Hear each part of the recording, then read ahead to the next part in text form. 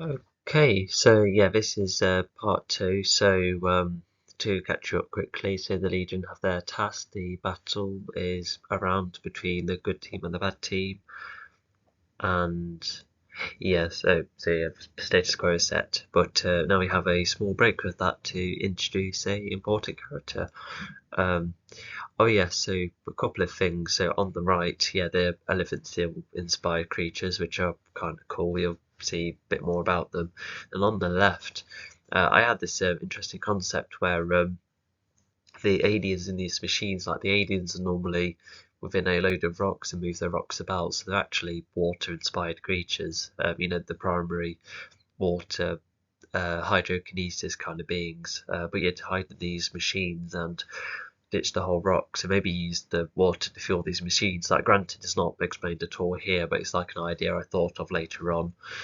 And that's not their only appearance. I think they do come out once more. But yeah, it's like a cool idea. It's like one we'd hide from Zone 4. Not to mention the design of the vehicles on the left look kind of cool, and this planet also looked kind of neat. Also, yeah, this planet does come about in the commentary for, or just basically the sequel comment that comes later. But anyway, let's see what our new character's all about and what's going on here.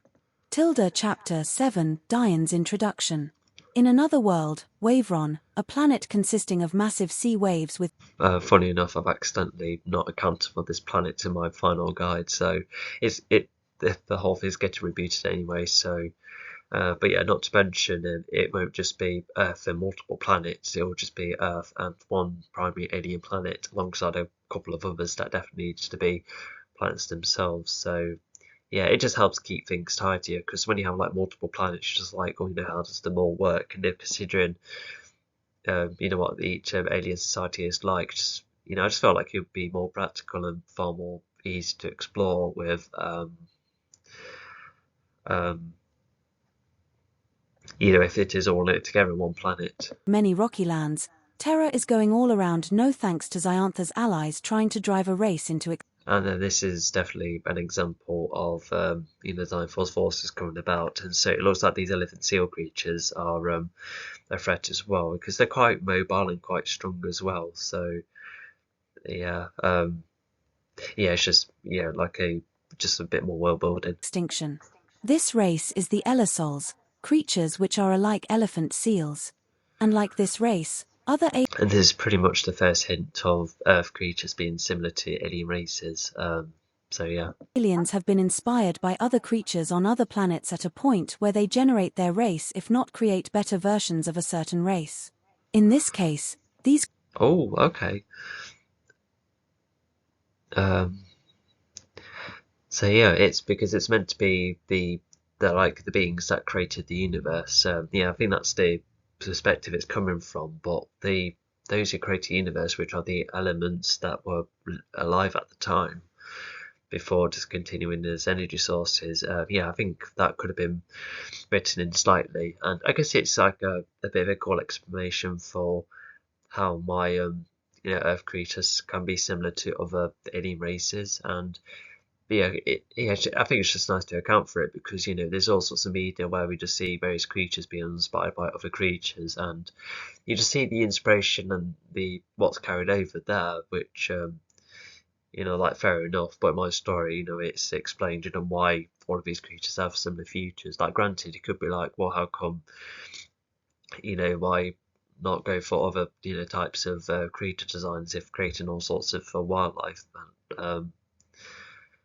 I guess that could have been, expanded upon. But it's just nice to account for it, because it's just having fun with, all sorts of animal features and abilities. creatures are elephant seals, but can move around better thanks to better muscles, and the flippers act more like hands, making them faster and stronger.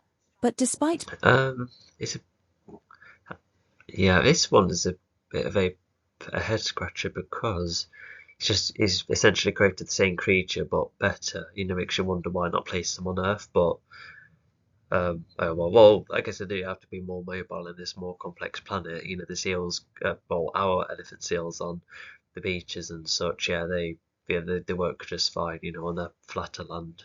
being a race that hasn't been used by other races for combating situations for ages, Xyantha's allies for this specific mission are the Morges, who are Um,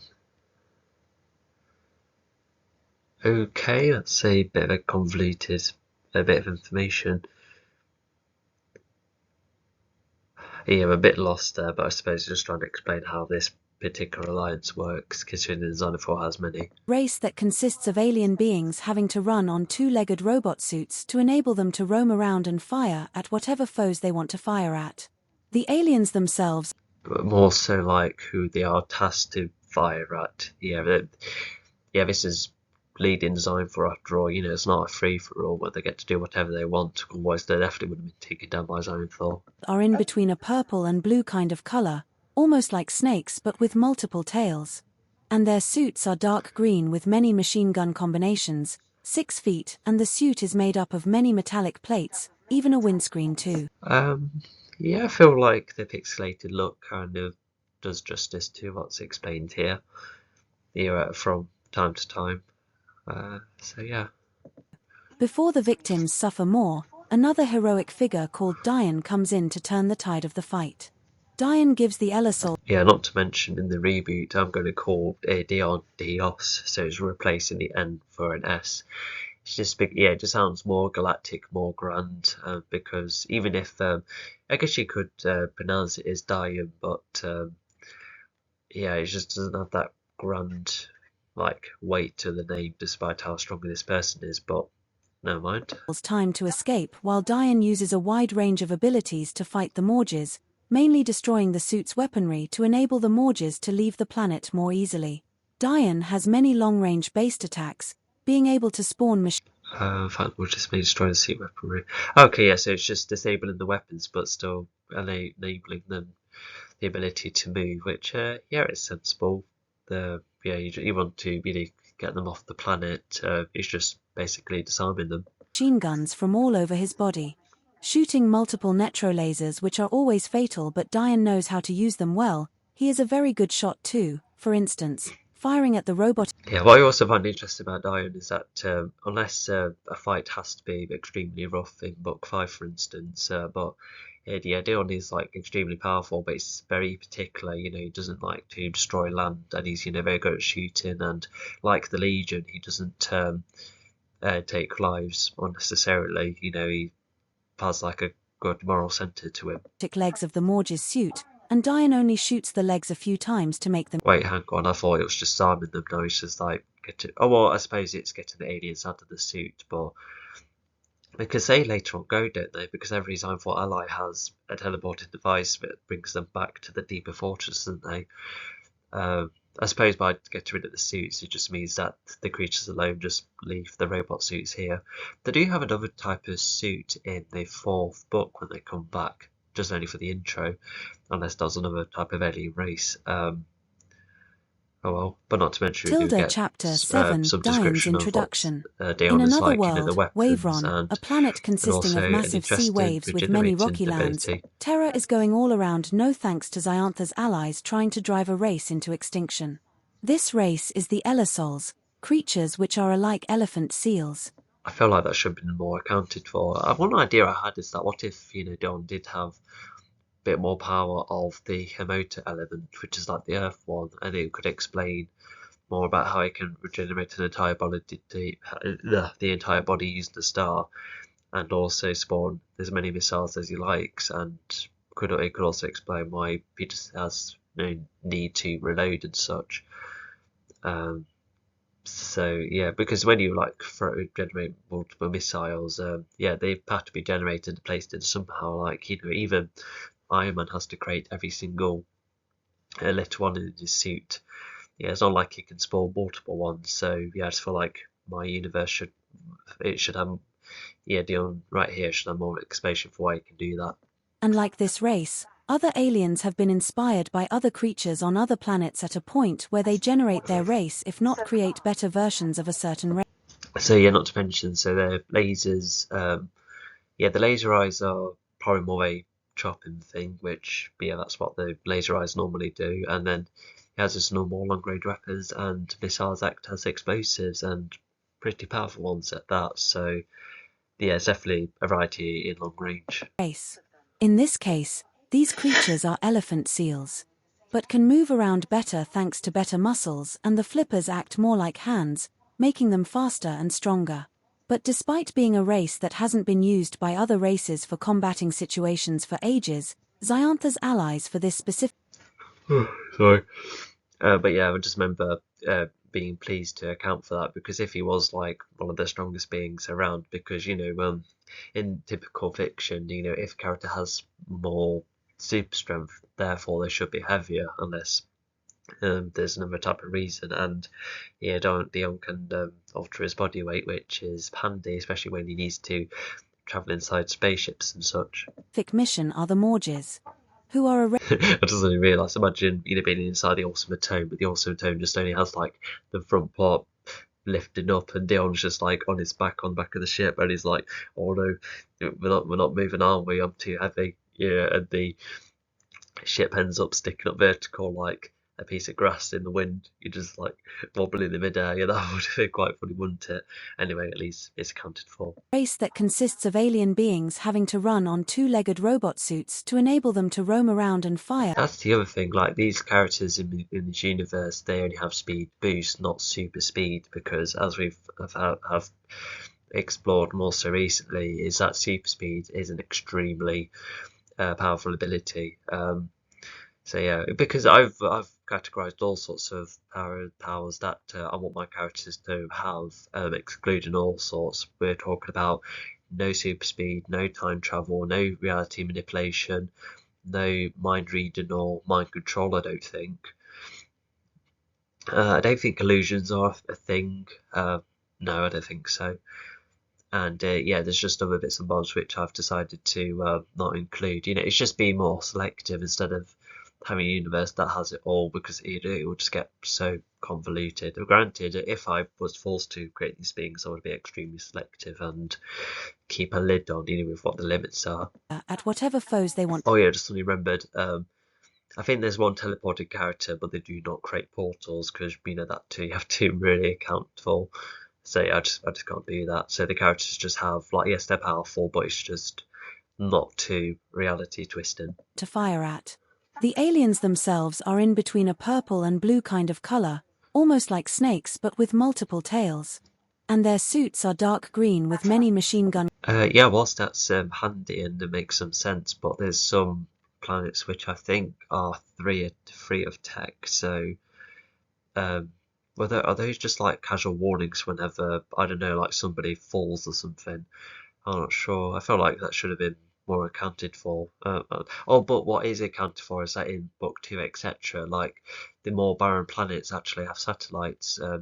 That helps Dion track entire planets. So once again, at least that's explained then. But yeah, not to mention Dion at this point, whilst he's trying to solve all sorts of issues, such as blindfold sources, but he's been primarily trying to sort out Orphean's deeds. So yeah, looks like Dion is just trying to find all sorts of niche bots all across the universe. So maybe Orphean has decided to gather them all in one spot, to which that does have its pros and cons.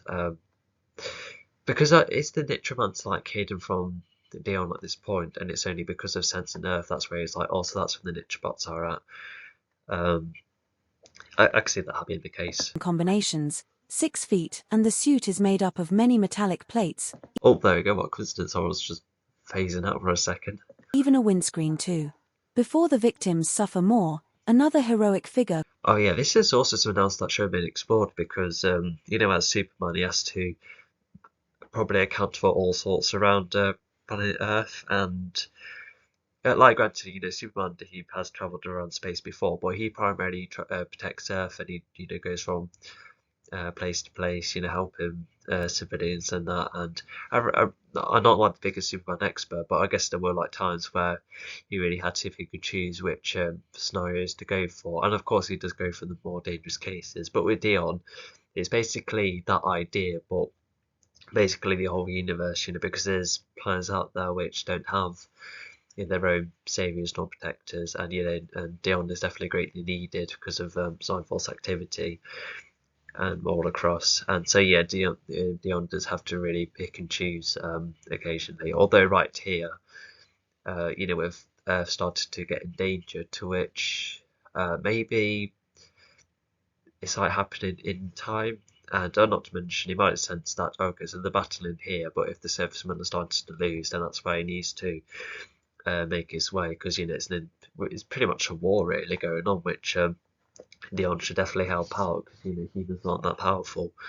And as a quick hint, so Dion loses his ability to flight in both this book and the fourth one, which definitely helps achieve particular story things and shows that he does have weaknesses. Because what was I forgot which character it was, but I remember. It was Apollo who was introduced in the sequel book. He's made up of every type of energy, and he can absorb energy, so any energy doesn't affect him much, but he can still be attacked physically. But with Dion, he can he can withstand nearly every physical feat, but when it comes to energy, it can affect him in some way. So he has those kind of weaknesses, which just make him tricky in that. Called Dion comes in to turn the tide of the fight. Dion gives the Ellisouls time to escape, while Dion uses a wide range of abilities to fight the Morges, mainly destroying the suit's weaponry to enable the Morges to leave. Yeah, which is extremely useful, and I don't think that's resulted in any plot holes, considering planets are quite far anyway, travelling takes time, so yeah, hopefully that's been consistent. The star regeneration absolutely has been consistent, though, that's for sure. The planet more easily. Dion has many long-range based attacks, being able to spawn machine guns from all over his body. Shooting multiple netro lasers, which are always fatal, but Dion knows how to use them well. He is a very good shot too, for instance. So yeah, and also the whole, other races having their nature technology, whether it's self-made or maybe scrapped from niche bots, I can somewhat see that happening. I think whilst that would have been needed to explore more, but I think book 4 does probably the best with the consequences, and they're both pros and cons about nature being used in such a manner, because as you find out in the end of book 4, he's or book 1, he's like, using material, it's fine, but not as technology, because of how unpredictable it can be. And I guess it could have been a reason why he's a special case, but we're talking about Zemion, who probably knows that stuff really well. It would take like ages for any other alien race to try and understand it. But not to mention, at the end of book 5, they decide to completely ban Nitra altogether, even at a point where Gara, who's a villain in the sequel, I think he has like a Nitro alloy suit almost, so it's not as strong, but trying to get like hints of Nitro that's already pushing the line, breaching the line, passing the line. Either way, it's just a bit of rule breaking. But yeah, I think that could be quite fun to explore. What the universe is like, with just leaving the stars as they are without mining from them. Firing at the robotic legs. And yes, stars are, despite being because I know stars are like the size of planets, but in this universe, Dion can. They're almost like, I don't like the size of a baguette, I suppose. Just I guess carried it around. So in this universe, I guess stars are like rather small, but I know in real life they're, like I said, like size of planets and that. So yeah, that just explains why, because Diana's in like crushing an entire moon just to a moon-sized entity just to regenerate himself. Yeah, I just want to account for that. I should have explained what these particular stars look like. Of the Morge's suit, and Dion only shoots the legs a few times to make them useless. Dion, thanks to the subtext I mentioned in the lights of Nitra, I think that's what makes people think, oh, so it could be a Nitrabot then. And it does get confirmed later on. So yeah, this is definitely subtle information that's vaguely done well here. Can also fire missiles from his back. As many as he likes, but he only uses a couple of them to knock some of the Morges back. His design is a lot more pale, to make him more alike of a Nitrabots. Because the storybook drawings, I don't think any of the, whether it's Orphean, Zemian, Dion, or just the casual Nitrabot, and even the little ones too, they all look drastically different. But in this new 8-bit reinvention, all of them are somewhat similar enough, with the blind green eyes and the greyish colours from time to time. And Zemion and Dion, I think, are tad more colourful compared to Orpheum, it's a bit more grey. So yeah, I think that's at least accounted for. And even uses his laser eyes, which he can use to chop away any guns that are attached to the Morges. So far, he had won against 8 of them. But there are 8 more. Take Tilda chapter. So yeah, that's just more of how Dion works. So yeah, that's a fairly decent introduction for a new character. I quite like that. But yeah, let's go on to the next page. Alright, so the Legion are about to fight. Let's see how this goes. Tilda chapter 8. Net robots fight the Legion. The net robot battle against the These aren't the best chapter names, I'm sorry. serviceman rages on, not just on the physical ground but also via the computers too. The base is identifying that the net robots are trying to shut down the shielding of the base. This they already knew, is this repeated information? I think it is, I'm sorry. Resulting in a hacking battle between opponents. Even one of the net robots does see signs of a hidden vehicle. Oh, so what it should have been like is, whilst one of the Nitrobots was trying to take down the shields, that's where it's like, wait, hang on, there's a thing that's going in and out of systems. So yeah, I think that's how it should have been written. Scooting away from the battle. They notify Orpheum about this, and so Orpheum orders some of his troops to make their way to that vehicle once the location is clear enough. Oh yeah, as in the as in the Awesome Tones location, yeah, just trying to break through its cloaking, to which doesn't get alarmed in the tone, but I suppose that's what cloaking or decloaking can be like sometimes. And but yeah, I think it's like a ship or a second ship's worth. Yeah, which yeah, sorry, yeah, just if it was just like one vehicle, then yeah, sending one ship over, yeah, seems to be sensible enough, especially when another battle's going on. I quite like this image as well, because you have one Ichbot taken down by a Trident, or Arvin looks like he's completely using life energy against one of them.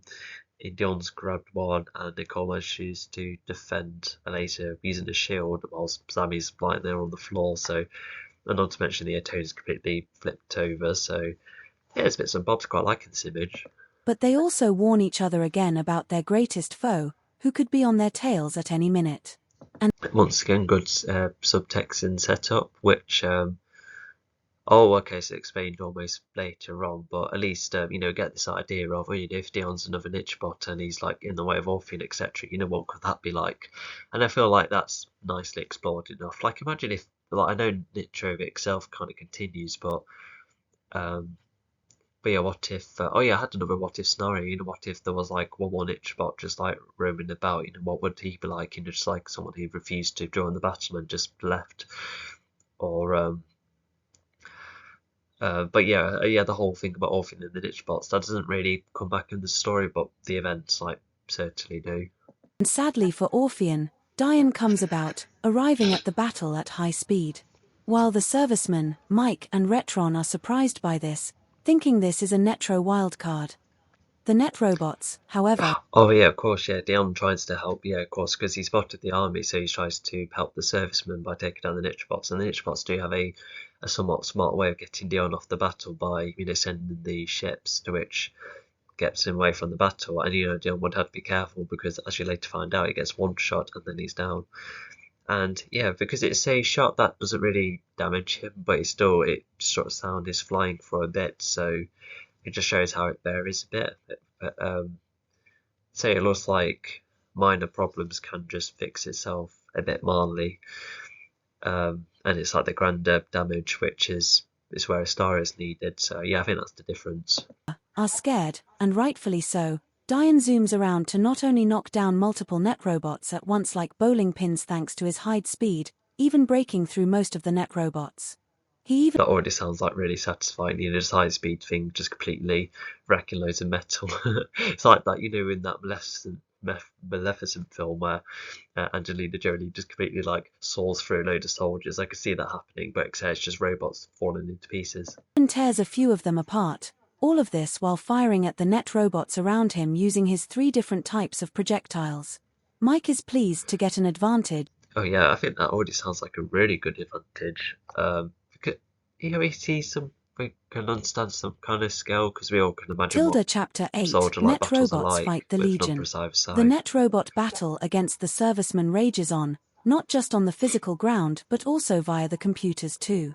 The base is identifying that the net robots are trying. Oh yeah, that's another interesting part to him. So it's almost as if Retron's thinking, because he must have thought humans could be well enough to go against them, but it looks like without the likes of Nitro, etc., humans seem to be far weaker in comparison. So, um, yeah, I can see why Retron would be like disappointed. And with the need to reuse Nitro later on, um, and yeah, if the planet you're fighting for ends up being like some of the weaker opponents, and yeah, I could see how that would bother Retron. To shut down the shielding of the base, resulting in a hacking battle between opponents. Even one of the net robots does see signs of a hidden vehicle scooting away from the battle. They notify Orpheon about this, and so Orpheon orders some of his troops to make their. So yeah, that further shoot gets Dion like further away. It's almost as if Dion like suddenly appears, and then a lot of the niche bots must have been trying to fire at Dion. So yeah, I can see how Dion would be drived away because he needs this flight after all. Hence why he needs to protect himself and the access to weaponry. Like granted, he can go for another star again, but this is still in the middle of a battle in that. Their way to that vehicle once the location is. Also, it was also a bit of a coincidence that Dion ends up going to where the Legion are, but he must have like sensed the vehicle and thought, these beings could perhaps help me if I fight these Stitch bots. So I think that's subtext that you could definitely infer. Clear enough. But they also warn each other again about their greatest foe, who could be on their tails at any minute. And yeah, we didn't get an explanation of those miniature ships, so yeah, it's good to see what they're like. But yeah, they're just casually called miniature fighters, which yeah, should have had a better name. Sadly for Orpheon, Dion comes about, arriving at the battle at high speed. While the servicemen. Yeah, I quite like it when some vehicles have like similar designs. The ultimate tone is similar to a serviceman aircraft, and how the little Nitrobox ships is similar to the Nitromancer. Yeah, it's good to have those similarities. It just helps with the unity of both sides. Mike and Retron are surprised by this, thinking this is a Netro wildcard. The net robots, however, are scared, and rightfully so. Dion zooms around to. And I think at this point, oh yeah, as explained, yeah, some weapons and engine parts get deterred, but now his flight's in trouble. Wait, hang on, if he's been shot like a good load of times, how does he like not damaged enough at a point where he's like, definitely need a star now? Like granted, we could have had a story where Dionx ends up staying with the Legion for the route, and maybe the reason he gets a star later on is because of the Legion having to fetch one and then come down, to which that does happen later on anyway, but that's like an alternative approach. But maybe it could have been an inconsistency with how many shots Dion maybe it just depends how many shots Dion takes before actually needing the star and needing the flight and the full weaponry, etc. Not only knock down multiple net robots at once like bowling pins thanks to his high speed, even breaking through most of the net robots. He even tears a few of them apart. Which is sensible. All of this while firing at the net robots around him using his 3 different types of projectile. I could imagine like 30 seconds being, with the service being like, yay, but then the deal ends up having to leave and the servicemen are like, no. Yeah, that's like the shortest boost of hope ever. Mike is pleased to get an advantage, and the servicemen start to advance in confidence. Yeah, well, it just looks like a much rocket area. Yeah, it looks like the big district or something. But Retron is disappointed that Earth seems weak against these net robots. 4 crafts? Oh my gosh, that's a lot.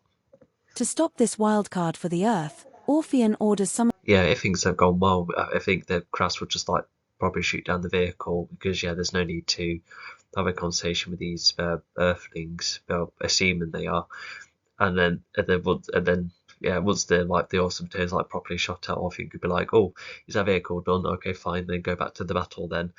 But yeah, it looks like the Atone is somehow fine.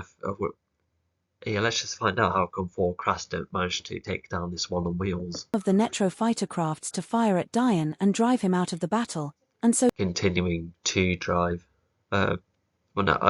continuing the drive. Oh, actually, I think it's still fine. Diane is getting shot at by many Oh, okay. So with the crafts already coming in, there's already a couple of counters against the ship. So that's why, yes, the Atone just end up getting flipped over.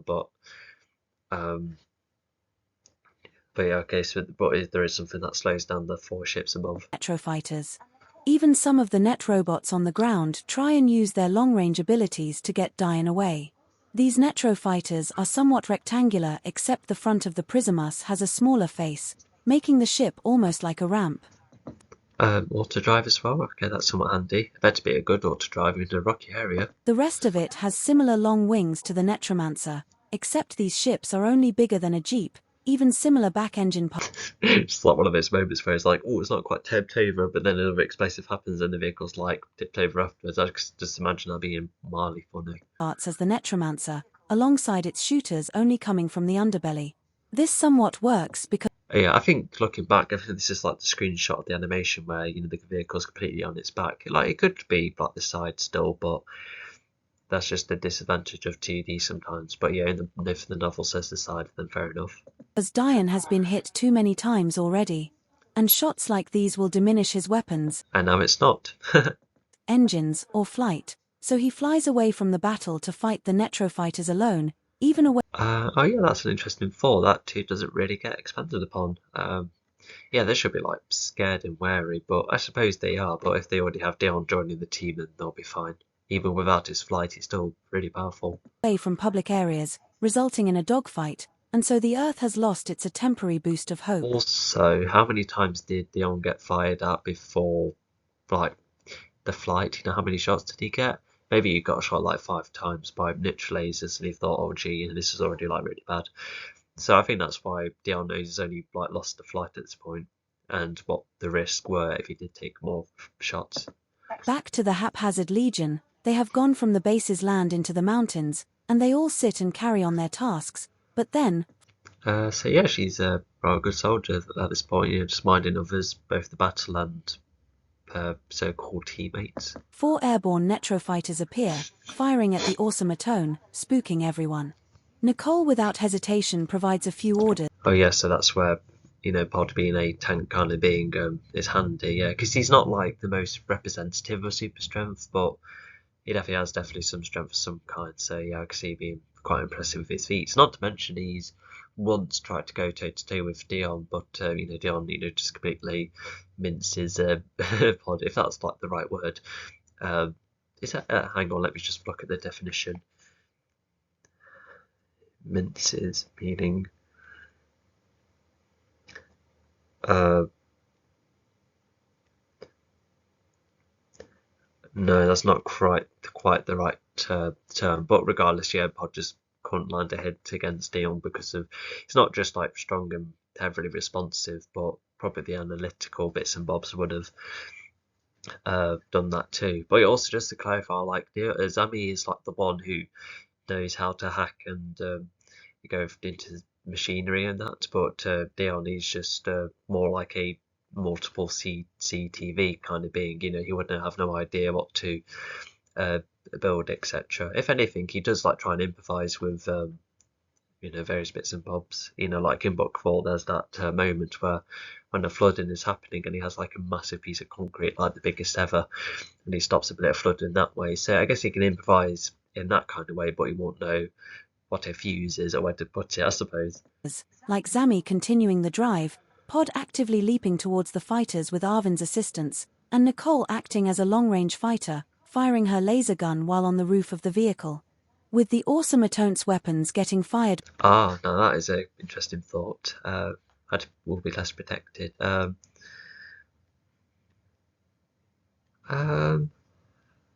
guess they could have tried to continue driving again, but they're already getting like shot at and that, and it may be continuing to fire from the vehicle isn't. Well, I don't know. I think you do have to like keep moving and still be able to fire, but it looks like they've got really quite get an opportunity to get going again. By Zami pressing the buttons of the vehicle's console, trying to activate autodrive and fire the lightning turrets. Without expecting, the awesome Atone gets fired at, nearly tipping the vehicle, but then the following shot does. Making the vehicle go on its side, making the Legion wonder what Yeah, and that's where you can use the environment to your advantage occasionally. Yeah, that's smart to do as a fighter. to do. It was 3 Netrocrafts going after the Legion. This puzzled the Legion because the Oh yeah, this is where, like, it wasn't just the pilots at the ships, there's other niche bots that were in the ships too, to which I can see how that would benefit. Because they probably would have been, like, transported to the Earth battle, in that way, unless some niche bots did decide to stay as, like, additional gunfire coming from the ships, despite the ships already having their own weaponry. But yeah, but now we have some niche bots on the ground. Let's hope they don't close the distance. vehicle was cloaked. But if they were found out, this Yeah, what I mean by that is that, it's the common Hollywood trope where, those who have guns end up just walking too close to their opponents. So, yeah, that's what I mean. Yeah, because, these ninja bots have to be smart fighters. And, I think they do seem to be, trying to go for firing first, then having to fight if they're too close. made Nicole worry that this kind of hacking could affect other things. Like when Mike texted Nicole Oh yeah, that's a pretty cool idea. Yeah, I think that does help pay off a couple of times, especially using the right shield in the other hand. talking about the base's shields getting hacked into, risking the protection of the base. I feel like that's one of the most advanced piece of technology. And not to mention, imagine if Sammy was the one to do that for her. As another thing that Sammy helps. Not to mention, what if Nicole had a pistol instead? To use as like a better weapon, but then she loses the pistol, and then Sammy's like, oh, how about this weapon like hooks on your arm occasionally if you do need that sort of a spare hand. So I just feel like that's once again another missed opportunity, but it's a useful transformation regardless. Regardless, Nicole gets Sammy out of the vehicle. She fires at the crafts while using the vehicle as cover. Even Arvin can project his green energy to act as another laser, while Pod is to use his strength to get the vehicle upright. Zami was told to assist with firing. Oh yeah, this is like a good example of a miniature success coming at a cost. So yes, Nicole being injured isn't very good, and but yeah, it's definitely like one of those moments where Zami's like, oh yeah, I managed to get a shot, but Nicole's like, no, stay in cover. Stay in cover, that's what I was trying to say, sorry. So yeah, it's like the just really shows how inexperienced Zami is, but it looks like he's got some kind of confidence, but yeah, that will soon be challenged. At the crafts, but he thought of an idea that if he is ready at the wheel, then they can all drive off. Nicole has not only considered this idea, but she states that Zami yeah, this is probably like a scrape of some kind, but because she would, I think she'd, I've already had the idea that she wears like a decent kind of armor, so yeah, she probably would have had a nasty scrape at worst. No organs hit, no severe blood lost. It'll just be probably like a really nasty burn, but no type of first aid, like not even well, if it's armor that she has to try get into, then yeah, that'd be really tricky, wouldn't it? would have to be at the wheel later because Nicole, Arvin, Pod, and the vehicle will all be less protected. Well, it's only Zami being a bit inexperienced. Maybe Arvin too, but Pod already been around is fine. But yeah, it's just the team not being fairly balanced. And so Zami goes to leave the wheel. Pod starts to straighten the vehicle upright. And oh yeah, pushing Zami, out of cover to they quickly get into the vehicle. So, oh yeah, because it's just still going for that plan. Zami starts firing lightning alongside Nicole and Arvin. As the vehicle tips over, there are a couple of ditches nearby, and so that is used for. And yeah, like while she would have to be like extremely like forthright during a battle, but it looks like Nicole is just like granted she has been shot, but it's almost as if she doesn't need to be this angry. It's almost like upsetting both Sammy and even Arvin as well. So yeah, it's not just the lack of teamwork. It's one other thing is Nicole not being. She has to watch out how irrational she's being. But yeah, everyone's missed doing all sorts. So yeah, this is just one of them. Cover. The net robots go from firing to afar to then surrounding the Legion. Now having a pilot using the environment once again, that's kind of cool. But is the boulder land though? as each ship releases roughly 9 net robots. Not to mention, if a boulder can take down a Nichbot ship, it looks like the Nicho is like a tad weaker then, unless it just like hits the windscreen or just like hits one of the Nichbots, therefore bringing it down. Because if you then landed on a rock or soil, will that like break the ship in any way? I don't think so, but a good knockout is what is the best she can do, I suppose. Bots on the ground. Nicole then transforms her blaster into an arm-hugging Oh yeah, does the windscreen then get placed back on or something? At least it wasn't broken. That would be very good. weapon, allowing her to use the weapon with one hand. Yeah, because they have to travel on the sea in the Arctic, so they might have like cold water splashing inside the vehicle. I think the vehicle, I can imagine being not waterproof, but even then it'll be freezing.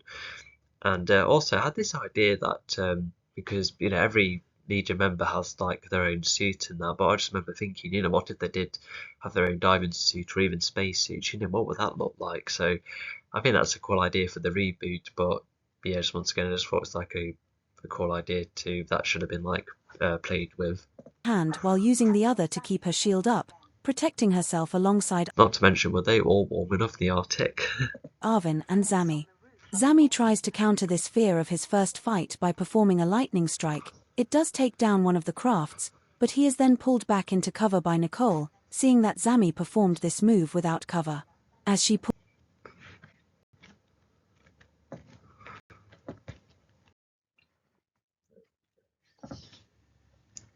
Oh yeah, I just need to find it again. Where is it? Tilda Chapter 8, Net Robots Fight Foe before getting on to the next, ring at the net robot. There it is. Arvin sees this and nearly delivers a devastating blow to the fourth place on the roof of the awesome Atone. Nicole struggles to fire at the net robots as she joins the roof, and so gets her shield up. Yeah, she's doing the best she can to multitask, I suppose. Runs to the shooting net robot and then sidekicks him. She has the strength to do that thanks to her suit giving her some resistance and strength to hit a metallic form. Oh wow, that's some special clothing then. Because something I've thought about is that, those exosuits from Advanced Warfare. I remember thinking Nicole could have something similar, but I think what I also done is that despite the technology, it's I wanted to make her a bit more human, to make her feats more impressive, and despite not being as powerful as other creatures, she still has a whole heap of her own skills, like the strategy and the first aid. So yeah, she's still really good. She's still really good with the skills she has, and so yeah, but yeah, by giving her an exosuit, it just makes her more of an advanced human, which I guess could work, make her more adaptable, but it's just an instance of a normal someone doing impressive feats. Arvin sees this and nearly delivers a devastating blow to the fallen net robot, but he gets distracted.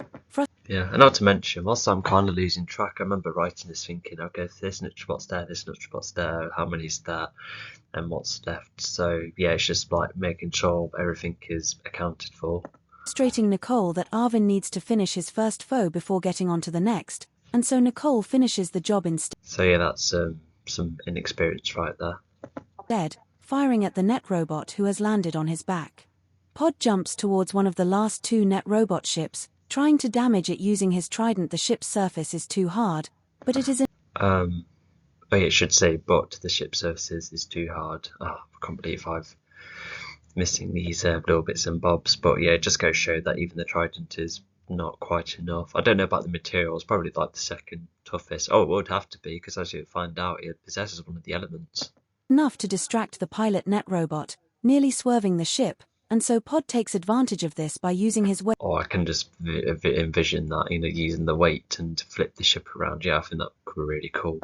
To flip the ship, crashing it into the ground. Zami, on the other hand, takes a tad egotistical. What's also interesting is that in a couple of cases, because most tank creatures or tank characters, they're just good with using their strength without the need for martial arts. But in this universe, however, aside from a couple, but Pod, the Titarans, and even Zymefall, they're all heavyweights, but they're all rather good with their fighting skills. So yeah, it's those kind of tanks we're talking about. Even if I do have the kind of tank characters that would rather throw their weight around. Zapping a group of net robots that came from one vehicle, and even Zami is about to zap the final net robot ship, but he accidentally hits Pod as he is about to jump towards that ship. Oh, okay, so that's where the teamwork and the communication is somewhat lacking, and yeah, I can see both sides. Distracted, Zami is thrown off the awesome Atone by another net robot, who lost his weapon no thanks to Arvin summoning tentacles which made that net robot escape the tentacles. Thrown onto the Bit convoluted, although it's cool to see Arvin with another ability, and yeah, this is like one of the other Ninja bots somewhere. ground, Zami is scared, and he tries to whack him away using his lightning blunt arm gadget to whack him away, but then other net robots That's slightly repeated, oh well.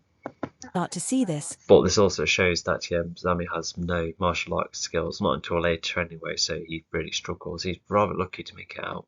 Firing a couple of shots up until they are taken down by Diane's lasers. Diane even fires There we go, now Dion's joined the battle. missiles. Probably comes at quite a lucky time, because imagine if, Zami was no longer around, then yeah, that wouldn't be very good. At the Legion's last net robot ship, and Diane gets firing at the net robot crafts chasing him, so Diane does fire at the Gets firing, okay. mall. Now he has a good angle, but one shot hits his back, no major damage, but the energy is enough to take away his flight for a decent amount of time. Then Diane helps fire. Yeah, so there you go. So despite the success, we do have a couple of costs in that, including Dion losing some abilities. So thanks to going around this spot, he does rearrange himself eventually.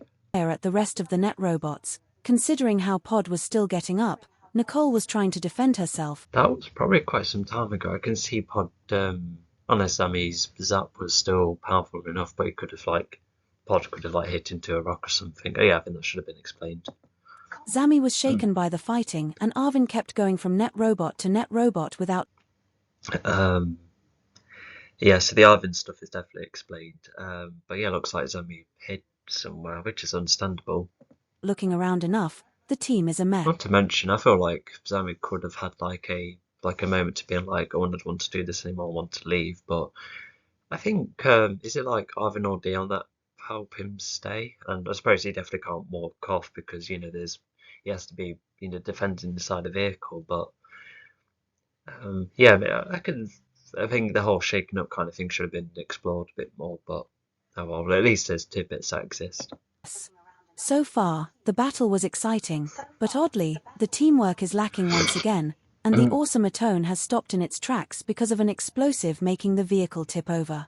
Zami then has an idea to join the fight. Again? Or did Pod not flip it around properly? I'm a tad lost there. With his gadgets. Even his gadget suit, which combines the blunt arm weapons and the lightning wrist blasters, all go together.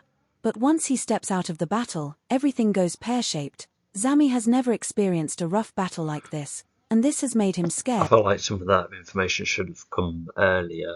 But yeah, regardless, it's still big updates of what Zami's currently like. Not knowing what to do.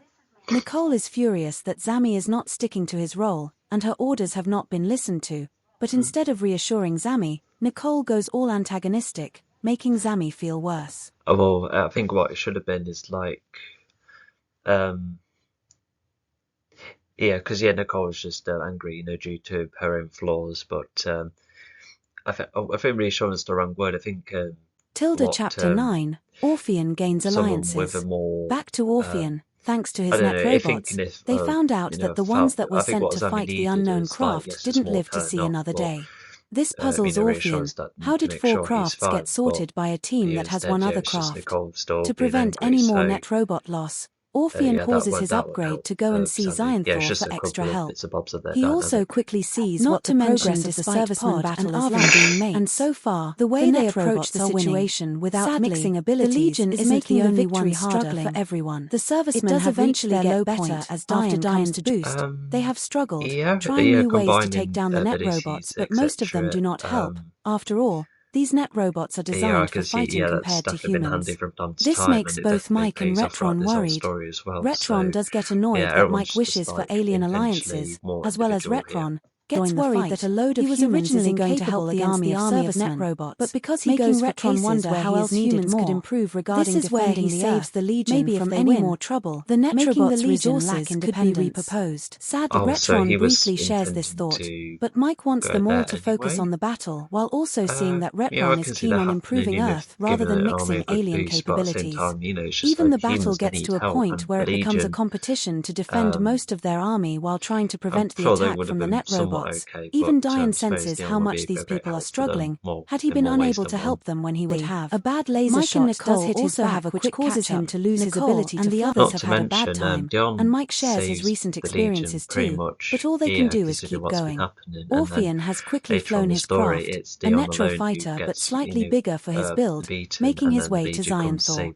Zion Thor is puzzled by why Orpheon has decided to come to the Deepar fortress this early, so Orpheon lands his craft and once is out, but this explains his request. Minutes later, Zion Thor does get hesitant at first to supply help for Orpheon, but he thinks of sending his 5 best fighters who have never lost a fight. Welcomed and thanked Diane, a caped spy, was very angry with the Legion. Book-wielding servant, even earlier in the fight, the strongest shot scraped her side. A dual wielder of maces and Ravicon, Ziantha's dangerous pet. A small flesh wound wears a black long cape that can move as if it has limbs. Sharp at the bottom alongside the bearing grey skin, a blade-like horn in front of his face alongside a spear that has a wooden handle and an alternative end that can hook weapons away. Molag has darker grey skin, a monkey-like tail, a long dark green coat, and 2 horns on either side of his head, and his book is bigger than a 4. Asteroidin is dark blue and has green eyes without pupils, 8 foot tall. Side of the awesome crocodile-like head give her black pickaxe which has a blunt and a sharp side. Is then he is more like a hippo and stocky, wearing a greyish-green bodysuit, and even darker blue skin to get themselves sorted before going back and charge up to shoot, even taking the chance to eat. Ravicon, while trying to recover from his pale does make Arvin as a long snout with sharp teeth, and even sharp chance to belittle as the only 4-legged ally out of the lot. He has a tail with a sharp pencil Zami to Mechajaw, as explaining how he thinks of Zami as someone whose tension to have a similar perspective that while they try and be loyal to Zion Thor and often admire him, some are however on edge that if they ever fail, Zion Thor might punish them badly. Now, the goons follow Orpheon on their ship, on their way to find this mysterious vehicle, whilst also flying on a vehicle of their own which Molag can summon using his book. These are book crafts. Your average streamlined spaceship that can fit a good few beings inside is slightly bigger than a car, a greyish-green colour, and has 2 wings on either side of the ship. Tricky, with with the hero and villains are in separate locations, or how much they have to meet one another, how to encounter one another. Yeah, it's just quite a tricky thing. Although I think in my story, there's like a pattern of, there's a problem coming about, and we do encounter the villain eventually, have a discussion and a fight. So it's that kind of formula. But yeah, I've thought about maybe more opportunities in the reboot. Instead of just being these bad guy schemes, there could just be nuisances who the Legion take down, and they have chats on the streets, and then they're like, "Oh, we'll come after you later." A bit like a soap drama almost, but far more exciting, of course. Sammy remembers how Mechajaw was described when he was listening to Pod and Nicole earlier.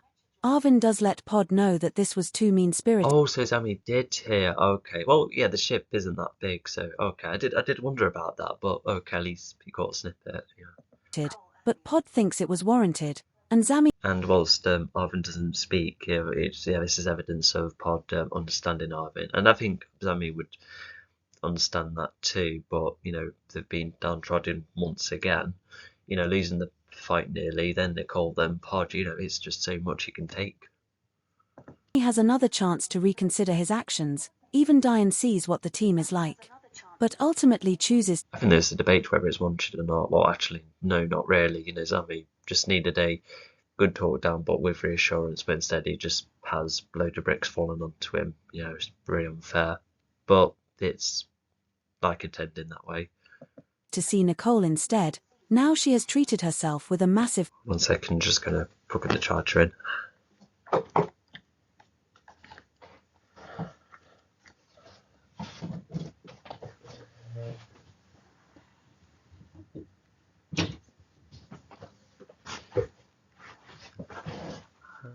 Yeah, okay. Anyway, let's continue. Plaster on her side. As Diane sees Also, I think there's more to first aid than just the plaster, unless it's like a very special one. But a minor flesh wound as well, that still sounds kind of serious. I'm surprised it hasn't affected her performance, but if she is experienced and knows how to continue, then yeah, good for her. Nicole. Nicole does get puzzled at first, but is up for getting to know more about Diane, information which can be stated with other Legion members. Plus even worth telling Mike as well. There you go, yeah, so if new characters like join the team, even if it's temporary, yes, it is nice to see how they bounce off. And yeah, so if Dion has like some kind of technology, maybe he came into the Eternal at a good time. I hope he knocked, because Nicole would have needed to go through the armor and that, and get to know more about Dion information which can be stated. Okay, yeah, so Nicole passes on what the answer is here, so okay, that's good. Well, after all, Mike is curious about alien life. Diane does explain that he too is a net robot, but an upgrade. I think there is a moment when Nicole tells Mike, hey, this is a good niche bot who's joined the team, and maybe Mike replied with, oh yeah, I saw him earlier, tried to help out, but was not in trouble. Too bad he's lost his flight. I think something like that probably happens, but of course in a more formal way. Upgraded one and one that is on the side of doing good. That's like a quick tangent. I find it weird when people talk informally about something that's serious, because I've heard of a lot of people, when they watch a film they love and call it like a masterpiece, but at the same time they just say informal things and use informal terms. I find that a bit odd, but I think I think it's just more of a joking thing. It's just because when I did my core running commentary, yes, I laughed at the jokes, but I was still kind of treating the thing seriously, and I think I still did that with the other commentaries. I know I come up with a couple of jokes and that, but just at a reasonable time, just like to prioritise the analysis more so. Like the Legion is trying to reduce crime and. Yeah, by the way, Mike being curious about alien life, yeah, that's definitely consistent, and yeah, from what we understand so far and what comes later. So yeah, we get more explanation. Yeah, not great to niche about on the side of good and violence, but he does it on a universal level. Not to mention he is made up of the same hardened netro as Orphean's tanks, and this was because of Diane's creator, Zemion. Not to mention if Dion still had his flight, I think he would have continued helping the battle, ending that far sooner, maybe taking the Legion quickly to the mountain first. Yeah, I could see that being happening as a what-if scenario. Who kept. That also reminds me, with most of these characters in the escape pod, imagine if all of them, or any of them, landed around somewhere where Seinfeld's allies encountered them, and then they joined Seinfeld that way. That could have been a very interesting set of events. Imagine the victories and losses then. Secrets from Orphean. Also making sure Zemion made his net. Okay, so the Legion know about the incoming tanks as well, so at least that's kept in mind. Okay. Robot to be the most powerful. Oh no, hang on. So yeah, it's the same hard. So that's was the audience being explained, but I don't think Dion tells them that. But I think he should have. Actually no, maybe if the Nitromancer's hidden, maybe Dion doesn't know about their secrets and that. Which, fair enough, there could have been cloaking and that. And here's the first mention of Zemion. So yeah, because there's his backstory where Orphean and Zemion's hey, let's create robots, and Orphean's let's overthrow a lot of things, maybe everything, and Zemion's no, and then Zemion makes his own special niche bot, and then Orphean's oh, you want me, and then fight each other during the a great battle, which you hear about in book 3. So yeah. Round compared to any other net robot. Even Orphean is attempting to apply this hardened metal onto himself as part of his upgrading. Yeah, that's cool. Cole wasn't convinced at first, but after being provided evidence via which explains the upgrading his holographic projections that Diane does save many beings which have been broadcasted on many planets. Even explaining more on who Orphean is, someone who too is working for Xyanthor, and that Orphean in a age of AI generated bits and bobs, and considering this is the future, I think that's still probably enough. I think what would have helped is that if the Legion, for instance, or even the base, kept tabs on other planets, and if the planets like, maybe some secret news feeds they managed to hack into and tracking the names of planets and the races, and maybe they could have like spotted like minor activity of Dion from time to time, and if that matches, then that's where they'd be like, okay, so you're definitely the big Tilda deal. Chapter 8 Net So at least Robots Fight the that's Legion. something, The net robot or what's battle written here, against the but what I servicemen explained could rages have on, expanded it not further, just on the because physical ground but also when it via the comes computers to too. like, because The base is it's quite identifying that the tricky net being like, robots are this is trying the to shut evidence, down and the sometimes it shielding can of the be base, simple, but places resulting like in a these you'll hacking need battle between a lot more, opponents. because Even one Dion of the could be net like robots a does see mole. signs of a Like hidden if I his vehicle own race, it scooting could have been away like from his the own battle. team, which They is notify kind of Orpheon about challenged in the this, third and book, so but a whole Orpheon orders different some of his troops to make character. their way to Anyway, that vehicle once the location is clear enough. But they also warn each other again about their greatest foe, who could be on their oh, that Z word came up again. tails at any minute. And sadly for Orpheon, Dion comes about, arriving at the Which planet? It looks like he's gone for a lot. Like not just the multi spawning of on planets that Orpheon's trying to do on Earth, but which planets did they attack? Not to mention, if my final guide at the time was like 16 planets, that's not a lot. I just feel like I probably made this universe like bigger than I thought it was going to be. battle at high speed. While the servicemen, Mike and Retron, are surprised by this, thinking this is a Netro wildcard. Yeah, not to mention, there's a lot of sci-fi universes that are like, oh, look how many planets there are, but at the same time, as like a creator, you must not only like account for all of the worlds, but just like what makes them stand out, what's their purpose, how they can be explored. I think that's one reason why my story is a tad smaller, um, um, it just looks like novels make it the universe far bigger than it is, to which it not really. It's almost like it's like a fifth smaller compared to like the Star Wars universe, for instance. It's not a bad thing to have like loads of planets, but I don't have the time or energy to come up with 100 and try and make them all stand out, and that I think it's just nuts. The net robots, however, are Yeah, scared. because you can write stories with limited locations. Look at EastEnders, that's just one square and a couple of out of location scenarios, and look how much investment is still created. And rightfully so. Anyway, yeah, don't need Stein has no excess. So yeah, that's some stakes outlined. Dion zooms around to not only knock down multiple net robots at once like bowling pins thanks to his high speed, even breaking through most of the net robots. He even tears a few of Oh yeah, I feel like there should have been distraction of Pod, during battle. But well, if Dion was like, if he just told them, that's where they're like, oh, okay. But Pod recognises life force, doesn't he? He's seen what the energy looks like and how it would emit from the Nitrobots for it. How the Nitrobots would have it, therefore making them almost living beings. But yeah, I feel like more Pod should have had like a moment to be paused, being like, "Oh no, these robots were alive," because Pod doesn't want to take lives anymore, or except for one, Mechajaw, just to clarify. But that's a whole different story. But yeah, I just felt like that could have been expanded more upon. And but yeah, Dion does explain that. Oh yeah, this is an interesting thing about Dion, because all of the Nitra and the Nitrabot stuff, he declares it all has to go, including him himself. And book 5 when Zionfall is gone, Dion's like, the stakes will never be this high again. So this is an alright time for me to go. So yeah, and not to mention, nearly everyone except the Legion has turned its back on him. Just the general public. So it's like a sad time for him to go. But one that's it's like a slightly optimistic ending, especially with being around the Legion during his final moments. them apart. All of this while firing at the net robots around him using his 3 different types of projectiles.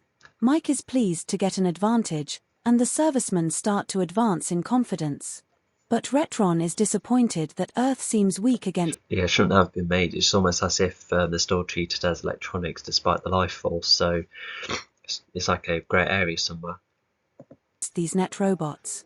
To stop this wildcard for the Earth, Orpheon orders some of the Netro fighter Which goes back to what I just explained. crafts to fire at Dion and drive him out of the battle, and so Dion is getting shot at by many net.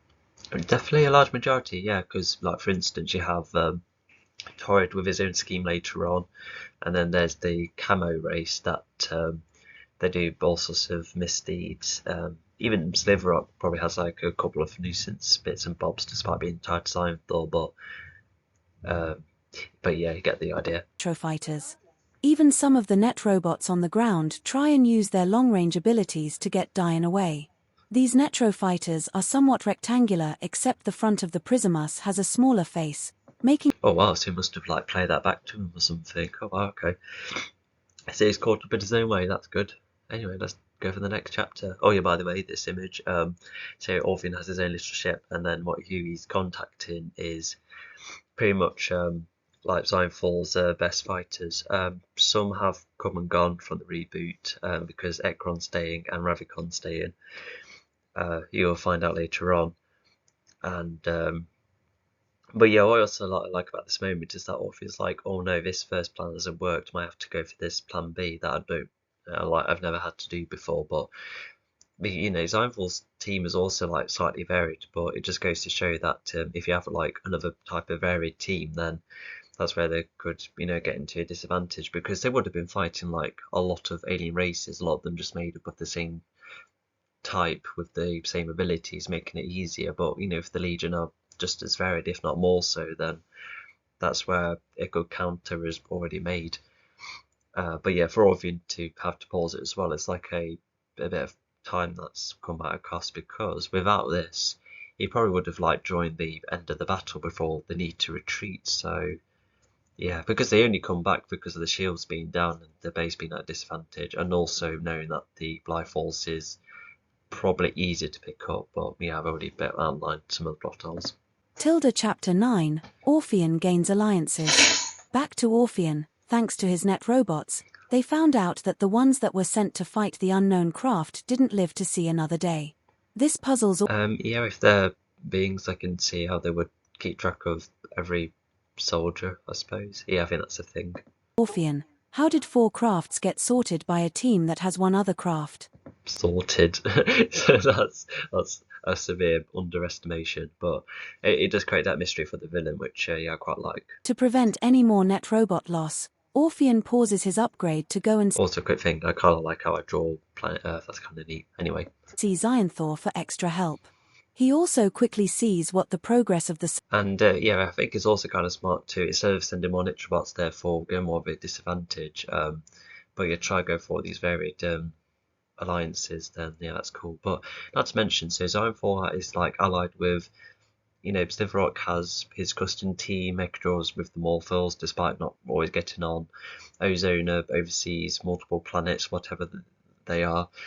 And, you know, Orphean has his massive army, and then he also has these varied beings. There was the other beings that were fighting the elephant seals earlier, and there's also more, such as the Flamos. Like, oh my gosh, like we were talking about loads of alliances, but a lot of them are quite similar. But yeah, I think the likes of the Flamos are quite disposable, but they have this main 5 that are quite loyal to Zynfall and pretty much have never failed him. And yeah, they're also quite varied too. So I think all of them are the last of their kind too, but they've like found themselves in each other. But unlike the Legion, you know, they have, you know, far more like nasty goals. Serviceman battle is like, and so far, the net robots are winning. Sadly, the Legion isn't the only one. Okay, so yeah, even if the battle is winning, you know, it's still trying to find out what this craft is, because you know, Orphean can't just leave alone a single ship of beings that can just overthrow 4 ships. You know, it's someone else he could definitely do in the meantime. Also, instead of Orphean flying all this way to Zynfall, well, actually, if Zynfall is in underspace, etc., then I can see why it would be really hard to communicate with Zynfall in that way. But yeah, I think that's why he would need to go there in person, as he's done before, so that's in line. But not to mention, the reason I find out about Orphean's fate later on is because they're sending Ekron, who's often like a spy, you know, updating Zynfall in a more in-person way, so that's actually a rather good through line. Struggling. The servicemen have reached their low point. After Diane's boost, they have struggled, trying new... Yeah, this is like a low point, despite not reaching the low point, so yeah, it's like a variation of high and lows, which is definitely good in the story. ways to take down the net robots, but most of them do not help. After all, these net robots are designed for fighting compared to humans. This makes both Mike and Retron. Yeah, it just really shows, you know, the Nanobots are already well made and adapted, and the humans have to become adapted. So yeah, that's quite an interesting difference. Should have been explored more as well. Worried. Retron does get annoyed that Mike wishes for alien alliances, as well as Retron gets worried that a load of humans is incapable against the army of net robots. I think that goes back to Retron's insecurity and just finding ways how to make humans go on top again. I guess what he could have been like is just make himself like special, perhaps, and because yeah, if he's willing to use Nitro, then yeah, of course, he'll be using alien resources to his advantage. Although I don't think he just wants to make himself special again. I think he just wants a whole force behind him as well, you know, as he probably used to be, you know, like leading armies and that. But I can see another angle. Him probably just wants to make himself only special, but anyway. Making Retron wonder how else humans could improve regarding defending the Earth. Maybe if they win, the Netrobots' resources could be repurposed. If the humans could win, and anyway, yeah, that's set up for book 4. Not to mention, I think book 2 and 3 must have been like time with Retron researching and that, so we can infer that's what he's been doing all this time, and some experimentation, and then that's where book 4 finalises some bits and bobs. But it only gets finalised sooner and that because of the Legion let him down, so yeah. Retron briefly shares this thought, but Mike wants them all to focus on the battle while also seeing that Retron is keen on improving Earth. Yeah, it's just Mike being like, wait, hang on, just focus on this very battle, please, you know, save the future ideas till later. So there's already another difference between them. Earth rather than mixing alien capabilities. Even the battle gets to a point where it becomes a competition to defend most of their army while trying to prevent the attack from the net robots. Even Diane senses how much these people are struggling. Had he been unable to help them when he would have. Mike and Nicole also have a quick catch-up. Nicole and the others have had a bad time. On the phone or something? Yeah, I mean that's the case. And Mike shares his recent experiences too, but all they can do is keep going. Orpheon has quickly flown his... I feel like the philosophy or the exchange could have been like far more interesting and varied and explored.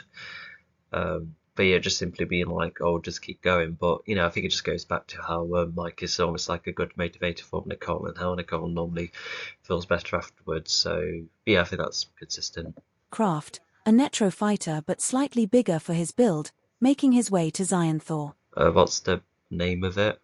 I don't know, it must be like a prototype ship. Zion Thor is puzzled. Why was it not used again? It might have been used again in like the following battle, for instance, but I don't know, it's just like a simple transporter, really. By why Orpheon has decided to come to the Deepar Fortress this early, so Orpheon lands his craft and once... Yeah, I can imagine that being quite funny. ...is out, he explains his request. Yeah, imagine if Zion Thor's like, oh, you sorted it out already? And the Orpheon's like, no, I fall from it. Zion Thor does get hesitant at first to supply help for Orpheon, but he thinks of sending his 5 best fighters who have never... What if Orpheon and, like, you know, paused the upgrading and then both of them came down to, like, stop the craft? That could have been something, but once again, they already had their own ideas, like the upgrades and Zion Thor having to stay in that, so... Yeah, I think also if Zion Thor waited for the energy bits and bobs to come by, because he's relying on his allies to come to him and find out where all of them are, because they look like they've been hidden rather well across the 100 years. But actually, now he knows where one of them is. You know, it's possessed by his owner, but and also Earth has that. But yeah, Zion Thor doesn't know about the Trident yet, and he doesn't know about Hamota's location too, to which I can see why that would be the case. But it's well defended, but I don't know, it just seems obvious. So yeah, I think that kind of planning is yet to be like what should have been improved far more. Also, yeah, get to get a description of all of the foes. So yeah, that'll be fun. Yeah, see how they bounce off the Legion. Lost a fight. Ekron, a caped spy. Mollug, his How scary. book-wielding servant. Astroidon, the strongest goon. B, a dual wielder of maces. A book-wielding servant, it's more than a book, mate. I should have expanded more, but it is just short introductions here, and then all of them get expanded upon. Yeah. So yeah. and Ravicon, Zyantha's dangerous pet. Ekron wears a black long cape that can move as if it has limbs, sharp at the bottom alongside bearing grey skin, a blade. I think that I've struggled recently, like a malleable cape. It's a cool idea, but I don't know, I've got a lot of shape-shifting things already, so I think that's an idea I won't continue in the reboot. Like horn in front of his face alongside a spear that has a wooden handle and an alternative end that can Oh yeah, there is like animalistic features, such as Akron already having like a horn in front of him alongside a spear, so yeah, he already has like quite a decent close-up fighting advantage. hook weapons away. Mollug has darker grey skin, a monka-like tail, a long dark green coat, and 2 horns on either side of his head, and his book is bigger than a 4. Asteroidon is dark blue and has green eyes without pupils. A4, as in A4 paper. Yeah, I think that should have had like a dash or something. 8 foot tall.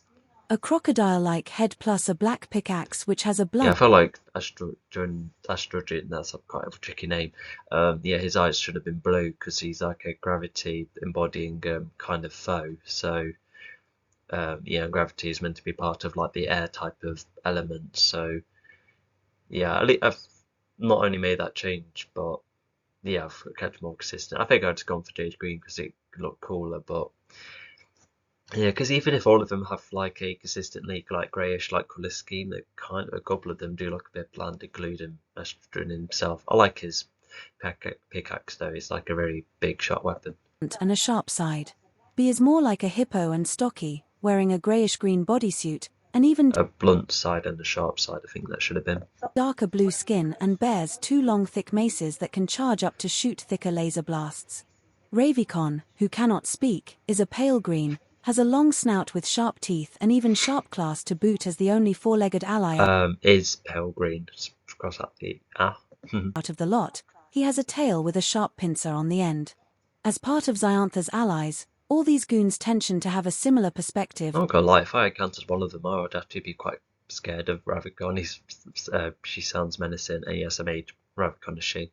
That while they try and be loyal to Zyanthor and often admire him, some are however on edge that if they ever fail, Zyanthor might punish them badly.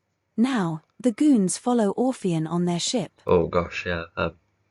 Yeah, I think that's like on edge kind of stuff, yeah, because something I've thought about, and it could still work as a genuine question, like, I wonder if they would have, like, been able to, like, stick around. Yeah, I think they would after Zyphel's victory, because, like, yes, he's going to get rid of Orpheon, but mainly because of the energy stuff, but if Zypher was, like, close with the 5 of them, then, yeah, just some mates to have around, etc. On their way to find this mysterious vehicle, whilst also flying on a vehicle of their own which Mollug can summon. Follow, okay. But I think follow as in a instruction kind of sense. I don't think literally, because they only need to because I think what would have made sense is often being like, okay, so this is where the ship is currently at, and then once they get shown the location, they're like, okay, so this is the so-called Arctic, and then we'll teleport in front of them, because yeah, they can teleport in a not a circular portal, because as we discussed, that can create writing problems, but yeah, it's just simply transporting themselves there in a magical kind of way, and then only go back to the ship when needed. Yeah, using devices, by the way. And oh no, hang on, so they do flying crafts then. Okay, I suppose that's easy. It would take some time, wouldn't you, like some light speed or something, which does exist in this universe, because it's very handy. So yeah, it's another type of ship I didn't know about. Okay. Using his book. Also book crafts, really. These are book crafts. Your average streamlined spaceship that can fit a good few beings inside is slightly bigger than a car. A greyish-green color and has 2 wings on either side of the ship. Alright, good to know. Yeah, just time for the next chapter. We're now bits and bobs have been set up. So yeah, there's some bits and bobs before this Arctic battle, and yes, this is yet another screenshot from the animation, but it's quite a cool amount of bits and bobs. Yeah, because Emmy and Mekron fight each other. Dion's trying to keep the vehicle above the ice, which is neat. Arvin and Ravicon, the two animistic ones, are fighting, and then Pod and Astrid and being the tanks fight against one another. And Pod's just being countered by an anti-gravity thing. Yeah, that's somewhat neat. I really like the look of the Arctic as well. It really stands out as an image, especially compared to the others, because of the whole wide landscape. I really like the bits and bobs of ice as well. It helps with the variation. And I wonder what spell Molig is summoning then. Oh yeah, Molig is one of the characters who I did cut off from the reboots, just because it's more abstract magic almost, which is cool, but I like my characters to have more specific abilities, and I guess Molig could go under the vibrant element because it's like fiery and how it could be reshaped, but I don't know, it just sounds a bit too abstract. He stands out a bit too much. I guess it's cool at the time, but not when I'm trying to make improvements. But anyway, let's see what this Arctic bits and bobs are all about. Tilda Chapter 10, Legion at Sea. An hour later, the Legion is about to enter the sea, and Zami has the awesome atone to go into a boat feature, enabling the ship to float. With no Which you can see in a 3D model earlier in my YouTube channel, but I guess it looks... actually no, it's just the wheels turning in, a bit like Choo Bang Bang. danger, the lot all carry on eating. I would laugh if that was the actual inspiration. It could be, but at the same time, there's already other media like, that Sonic racing game where they can transform the car into a boat or plane. I think that's the kind of idea I've gone for, but by making a Atone more of a flying vehicle all the time, it just means land and water is a problem. Zami thought to stay away from the others by going on the roof of the vehicle, considering how much he has annoyed them. Arvin. Yeah, I think that's another personal experience thing. I used to have all sorts of cases where when I feel embarrassed and I just want to give myself for everyone, which is not a good idea, by the way. Just don't isolate yourself. I can speak from experience. It's not nice at all. But anyway, at least Arvin and Dion, that's good. Yeah, because Arvin is the always optimistic one. Like the nice pet, and then Dion just being a bit more experienced and a different perspective. We'll see how they'll help him out. Saw, even Diane, and so they went up to Zami as Nicole and Pod prepared more food. Yeah, if Dion didn't alter his weight right now, the Atone would just be flooding into the sea, and no one. Actually, no, they would have been continuing to swim. Not to mention, Pod can swim actually quite well, despite very few cases. So I think they would just have to zoom through the sea into the Arctic. Arvin gives Zami a little push to get Zami to join and help. And even not a literal push, otherwise he would have been in the sea. Diane explains that Zami may be flawed and cause some mistakes, but he can make up for them. Cause some mistakes?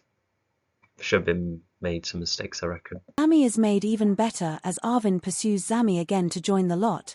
Zami is looking for an audience anyway, so why not stick with the Legion?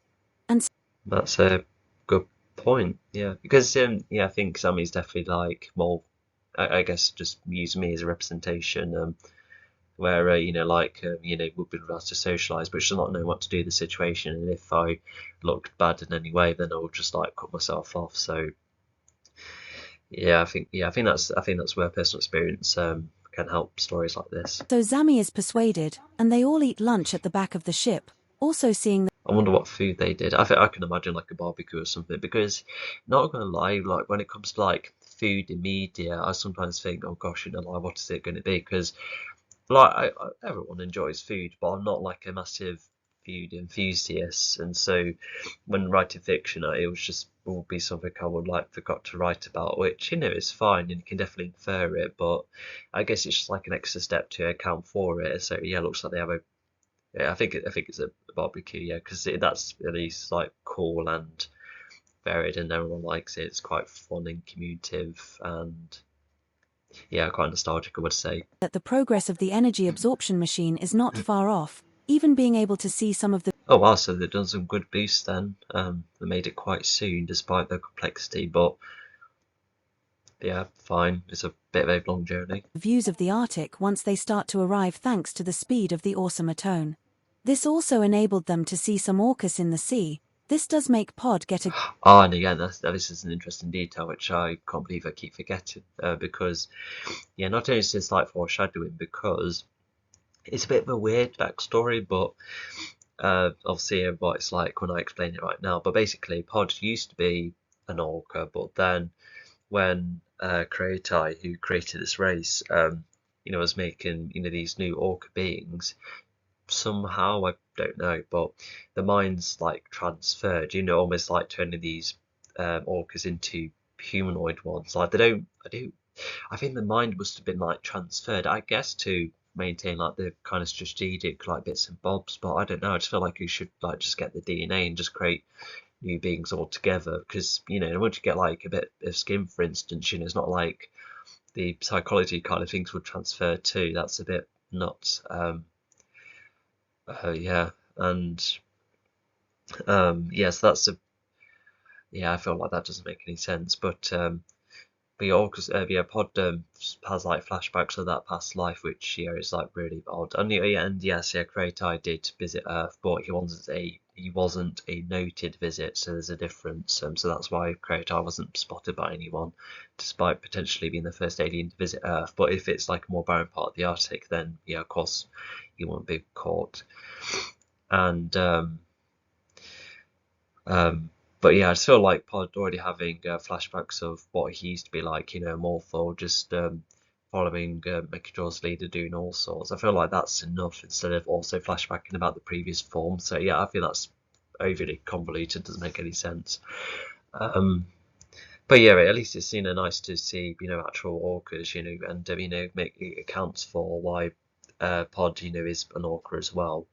There's definitely some kind of connection. But not to mention, there's this interesting segment I added in book 4 where Pod decides to see other orcas, and I think it's almost like a moment of peace.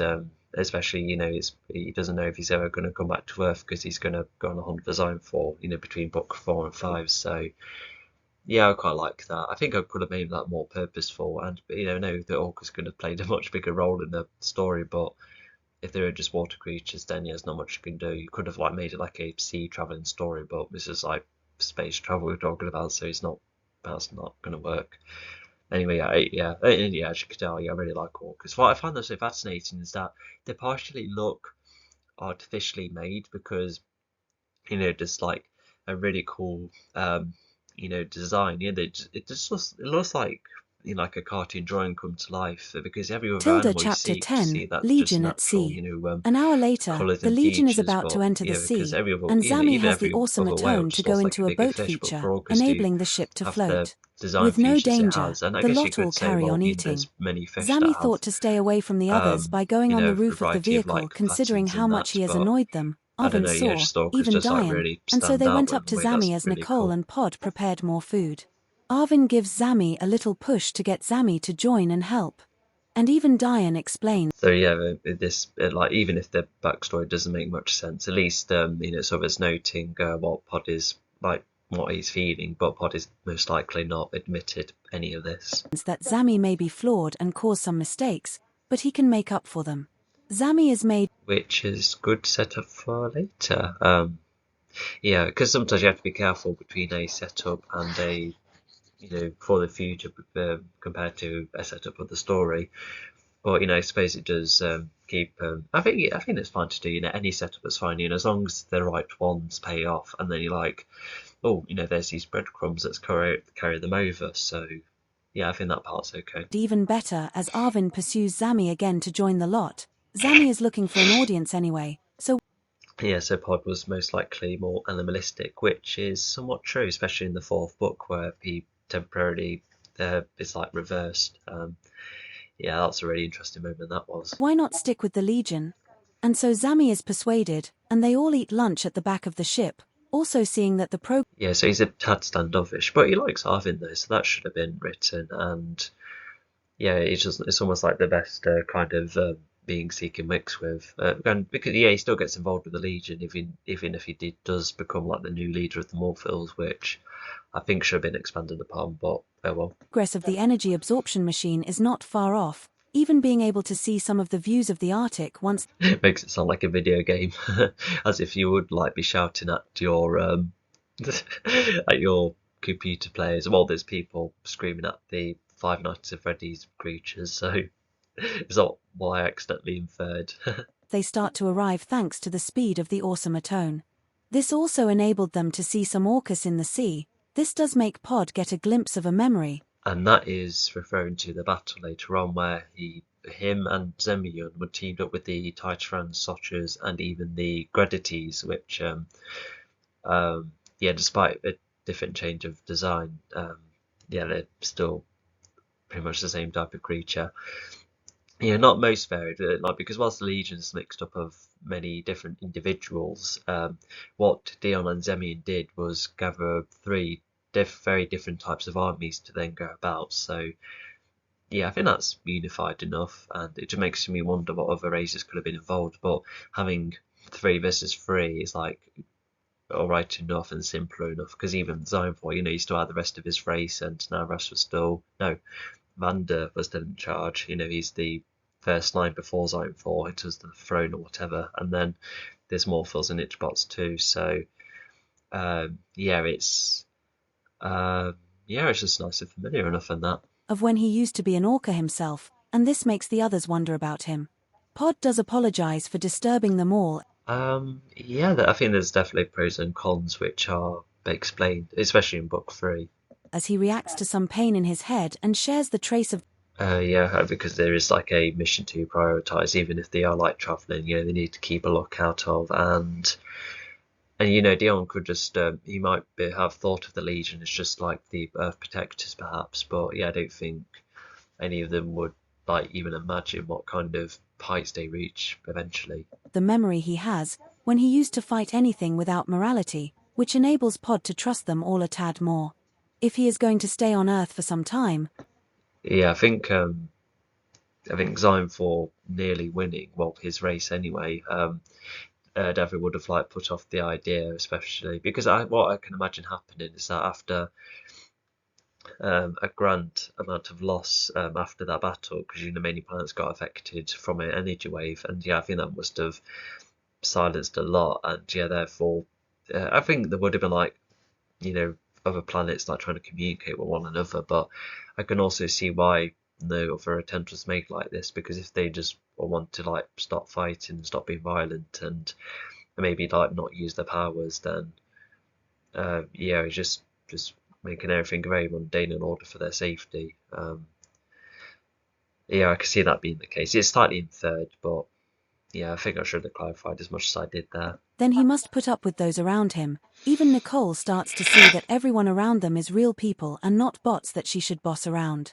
From all Yeah, I remember thinking of a couple of ideas of, what if there was like a varied team after the war but before the Legion, but I feel like that would have been like a contradiction somewhere. Like if anything, there are like individual races that probably try and go for Sign 4, at least try and defend themselves, but yeah, it just requires a very special opportunity. Like granted, all of these aliens coming to Earth is a convenience, but at least it's quite a rare occasion. I think, yeah, a lot of variables, but well. of this, Diane talks about how potentially good they seem.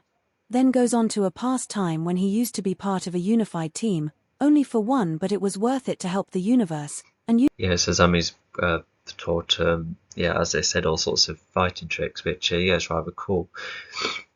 Yeah, because the training side of things doesn't really come up, but you can infer that they've exchanged a lot of tricks in that. And even in book 4, yeah, Pod, the technologies like everything Kelsey's learned, not just his casual Morphle fighting skills, but just many others too. So, yeah, I think that too could have been explored more as well. I'm saying that a lot, aren't I? unifying alien races do seem to be one of the better ways to solve problems. Diane stops there, not wanting to get into specifics. But he does miss his creator who In various ways. died in that battle, and Diane is ultimately sad that there has been no other attempt of making a mixed team since that battle, and that was 100 years ago. At the end, Yeah, whilst I don't go too deep into fighting styles of characters, but what I envisioned with Zion for that made him like really tricky, especially with him already being strong, is that he has like a fighting style where, when normally fighters, have to block like incoming attacks, but what Zion 4 does is often hit kicks or punches away, which yeah, I could just imagine that not being easy because you're just getting bruised all the time. of the conversations, after some reflection, Zami requests to be trained. And so while the trip is still going, they all take the chance to train Zami on Yeah, so almost like a Tai Chi kind of thing. But yeah, yeah, I think there's cases where Dion just uses the momentum of incoming punches and just like throw them about, etc. Yeah, it's just like the best way to counter foes because if he actually did whack anyone, it would have most likely harmed them far too much. So yeah, it's just So Dion is careful, but he's still really efficient. Top of the awesome atone, once they have all finished their lunch. The training proceeds and they all teach Zami all sorts of useful tricks. All coming from the alternative Oh yeah, this is where Zami has like a 1v3, which is quite an interesting thing. I think Arvin could have like come in the mix as well because you're going to be fighting all sorts. So yeah, I should have thrown him in there as well. But because Sammy would have learned a good amount of bits and bobs, and not to mention with other characters coming about, imagine if they did learn even more tricks from one another. I think that's just even more missed opportunities. Like imagine one of them was like, oh no, like Seinfeld's fighting style, or let's pick up this style from these five goons, for instance. Yeah, I think that could have been kind of neat. fighting styles that each Legion member has. Nicole trains Zami various ways of taking down Sensei level fighters, crikey. an opponent alongside Gunfu, knowing how to shoot while fighting someone up close. Pod knows various ways of hitting, both offensive and defensive, and knows good spots to hit and how to hit hard. Finally, Diane knows various ways how to counter foes by driving another's throwing. Not to mention, Zami would most likely hit as he stuns like electricity and that, so he's already had like a pretty good advantage. Power towards themselves or elsewhere, considering Diane is tough, and Zami can be with his gadget suit on. This is a more Yeah, and that is how to use your travelling time well, to do fighting and that. Because in most adventure stories, sometimes you like have to, I guess you can train whilst you're having like a rest, but this is like a vehicle that's moving instead of like, oh, let's do something useful in the meantime. So yeah, it's a good choice there. controlled way of fighting. Later on, all three of them teach Zamni how to blend them all, and even the Legion considers teaching each other their tricks too, making them all sensei-level fighters. This training Quite a long list, and yeah, that's definitely common throughout. I think the fifth book has like the most lists because it just outlining every element power nearly. is then expanded upon as they all fight Zami. Seeing how well he can fight against the others with the many tricks he learns, and while the first few Yeah, not to mention, despite how good Zami is, there's like a tension that he still probably has like a lot to learn and an experience to pick up upon because hang on. Sorry. Because yeah, not gonna lie, like when I watch Ant-Man in the Marvel films, he does get trained rather well, but I just feel like the other characters throughout Marvel are like trained long and far more experienced at the point where Ant-Man's like the ultimate underdog. Like granted, Spider-Man's an underdog, but at least he has like the super strength and he can has like tons of other advantages. But and yes, Ant-Man has like the ants and the shrinking ability, but yeah, he didn't need to learn how to fight, and yeah, he really struggles against Falcon and Yellow Jacket and even Black Widow. So yeah, it's that kind of tension of, oh, is he going to win the fight? Because you just don't know who's going to win when it. Well, of course, any fight is like that, but yeah, I think Ant-Man has like a proper underdog element to him, and that's how I kind of feel about Sammy. Like anyone would confidently have like a good chance against anyone, but with Sammy just being taught this quickly, yeah, like I said, just that type of tension. rounds are faulty, Zami eventually gets it, making him just as formidable as the others. This is where the likes Is that actually how to spell Arctic as well? I swear that's wrong. I'm not sure. of Nicole and Pod test what they have learnt with one another too, making themselves No, this is quite a good explanation, I think. Yeah, it's brief, but it says a lot. pleased with the new tricks up their sleeve as well as being able to train a new member of the team and getting him to a similar level with the rest. How long were they just waiting there? They could like throw in like some long range attacks, but maybe they just arrived just in time almost. Whereas this so-called bookcraft. Now Zami has practiced the various ways to punch, kick, counter incoming attacks. Oh yeah, this is an interesting segment because when you encounter like for instance another set of varied beings, it's just keeping the guard up, but also being like, did they want to chat to? Because, can't just like attack them straight away. But as they've shown to be hostile, that's where they're like, okay, yeah, we're definitely need the full force against them. Spin attacks, guard, take down and other quick moves, which does make him formidable. Oh, it's the goons trying to do that. For a second, I thought it was the Legion. Going too dark there. Even like his fighting skills nearly as much as his gadgets, but the others tell him not to get cocky with them because that could diminish the fighting abilities. The awesome Atone is now driving through the Arctic's land as the journey progresses, so white it's blinding, reflecting. Yeah, I think it's probably some shots that were missed, or maybe the Legion trying to fire back at them, and probably the weight of the Atone as well. It could have been more hollow ground. So, yeah, that could have happened at any other part of the Arctic. The sunlight, full of mounds and occasional gaps in the ground, only to see some of Xiantha's goons The front part of the vehicle still facing upwards. I think that's what I should have clarified. ahead of them, making the Legion stop the awesome Atone. At first, Nicole had an idea to confront them, but the goons start to surround the Legion in a flash and come up with strategy ideas for killing them. Nicole has a quicker set of ideas: surround the awesome Atone, Let me just go back. Sorry.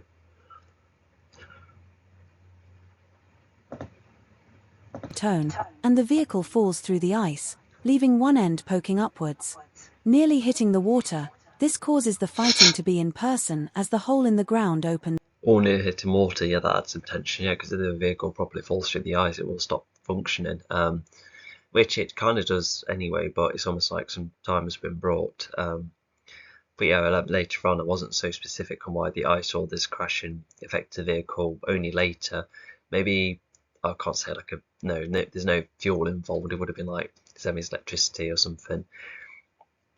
But I suppose that's what he updates on, like how too cold of a temperatures can shut down technology. But it should have been like immediate instead of like later on. And again, like Dion would have had to quickly transfer them like to the mountain or like nearby, and then Dion to then see him away. I think that would have been like a better cause and effect. Further, Dion being on the Legion's side does give the Legion an advantage, but the Legion still finds all of this to be hard, not to mention Zamis training starts to be handy. Mainly fighting Ikran, who is a tricky fight as he has a blade at the front of his face, shape-shifting cloak and a Yeah, it's just outlining the weapons, even if information's repeated. spear. Zami ends up fighting Ikran down at the cracked ice, but as Zami shoots lightning towards Ikran, Ikran lands on the ice above after his cloak was used to take the lightning, but he was still pushed upwards. So the cloak can be used in defensive ways, okay. Zami uses his lightning to boost himself upwards as he fires the surface beneath him. Oh yeah, so that's where Zami can have like occasions of hovering, which is handy. Allowing him to fight Ikran on flatter land.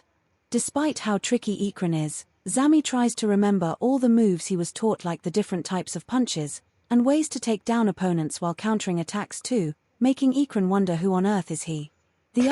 I kind of find that a funny line because, they're partly on Earth and then on Earth and just wondering who he is. Yeah, it's just because when we normally say it, it's like a very, it's like a bit of an overused line, a point where you kind of forget that Earth is in the title or of the sentence. But for Ekron to probably think that, yeah, I just think it's funny because, he's probably never been to this planet, maybe a couple of times, but I don't know. Other Legion members have been doing all. Actually, I think I would guess that Earth has hardly been in the picture until about this point, really. Yeah, I think that's the case. Yeah, I can see other planets being more resistant and responsive and showing up more. Therefore, Earth just seems to be fine because it's just in its own little bubble. All sorts too. The other Legion members manage to keep climbing and make it to the top of the Arctic.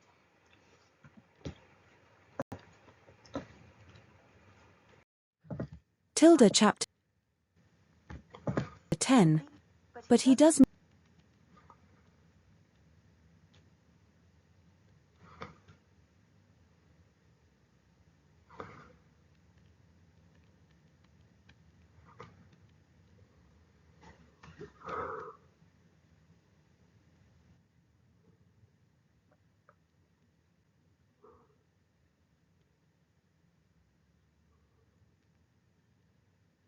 Except Nicole, who Okay, found the next part and managed to keep climbing. So yeah, that just helps with what everyone's doing and how they made it to land. And if she uses it as a cover, yeah, because despite the vehicle being crashed down near the vehicle, she can like circle around to use its cover, and then yeah, and here as matching with the image, yeah, because sometimes when you have two different teams fighting each other, like sometimes you can have like a grouply fight, but in this case it's a tad more 1v1 between the two sides, but there is a bit more teamwork going on, which is good. Sticks to the awesomer tone as the nearest and best cover for her as And yeah, this is definitely teamwork with them all bonded a bit more and doing what have helped out, and also knowing what happened in the past few times when teamwork is not applied. she is being fired at by B. B fires charged fire using his maces, using any mounds of ice as his cover. But Nicole is winning thanks to catching Charged fire, so yeah, I think I did wonder what he used to fire at, but so yeah, it's just fire, I suppose. Yeah, I say what's well also Teddy really clocking to now is that other than like one of the villainous characters and maybe Pod a couple of instances, there's no like definitive fire character, which it's just an interesting thing I just thought of. BS shoulders and arms a few times. Nicole is the most in danger as she may fall off the Oh yeah, despite Turby being in cover, it's like definitely like the top half of him that Nicole manages to catch. So yeah, she's a good shot too. awesomer tone if she isn't careful. Diane mainly focuses Oh, she's on the vehicle. Okay, well that's yeah, she can still defend herself, and she's light. So yeah. on Mollug, the most powerful goon in the team, firing powerful blasts and even keeping force fields up. And Mollug decides to keep the Oh, so Mollug can do that as well. Yeah, he also has like a visibility spell, which I can't see how he can use it here because it's all. His invisibility spell definitely helps with the situation book 5, but yeah, I think he must only uses that in sneaky situations, to which this isn't. It's just a straight on fight. focus on Diane.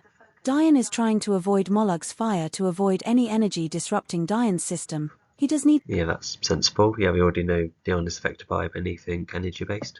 to get his flight back after all, and Diane so far has lost most of his machine gun access after a few shots from Mollug. This leaves Pod and Arvin fighting Asteroidin. That also means that Dion was either fired back a decent amount of times to prevent getting fired out, or maybe he had to like keep moving around the atone perhaps. I could see either happening. And Ravicon, two duos fighting against each other.